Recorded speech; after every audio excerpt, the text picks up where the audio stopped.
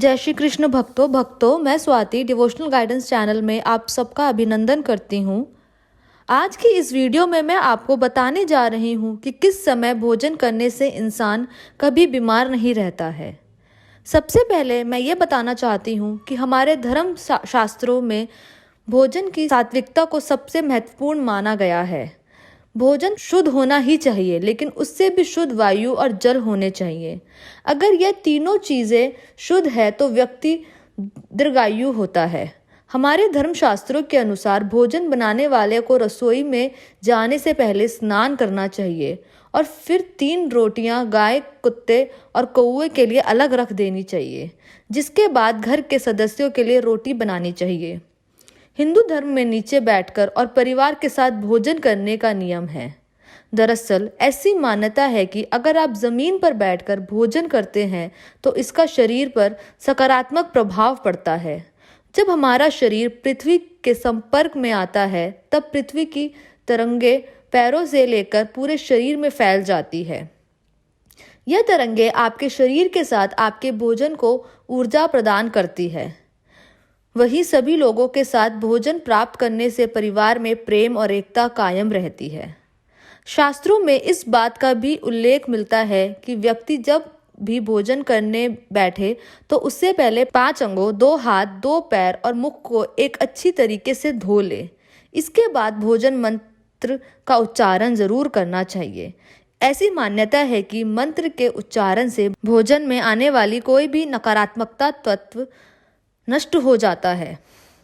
मंत्र का उच्चारण करने के बाद व्यक्ति को भोजन का कुछ हिस्सा पितरों के लिए निकाल कर रख देना चाहिए और भोजन को समय पितरों को याद करने से पितृ प्रसन्न होते हैं और उनकी कृपा हमेशा ही बनी रहती है, जिसके कारण हमको कभी बीमारी नहीं लगती है और हम कभी बीमार नहीं पड़ते हैं। चलिए भक्तों, अब यह भी जान लेते हैं कि शास्त्रों के अनुसार भोजन करने का सही समय क्या है। तो हमारे धर्मशास्त्रों के अनुसार दिन में सिर्फ 2 बार सुबह और शाम में ही भोजन करने का विधान है, क्योंकि हमारे शरीर की पाचन क्रिया सूर्योदय से 2 घंटे बाद तक और सूर्य अस्त से 2-2.5 घंटे पहले तक सबसे अच्छी रहती है। इसलिए अगर आपको रोग मुक्त रहना है तो सूर्योदय से 2 घंटे बाद और सूर्य अस्त से 2.5 घंटे पहले ही भोजन करें। वैसे जो व्यक्ति एक समय भोजन करता है वो योगी और जो 2 समय भोजन करता है उसे भोगी कहा जाता है।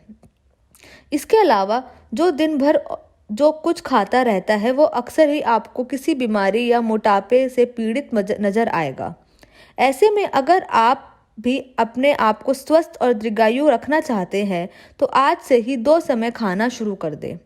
हमारे धर्मशास्त्रों में भोजन की दिशा को भी खूब महत्व दिया है और वास्तु के अनुसार भोजन पूर्व और उत्तर दिशा की ओर मुख करके ही करना चाहिए, क्योंकि दक्षिण दिशा की ओर किया हुआ भोजन प्रीत को प्राप्त होता है।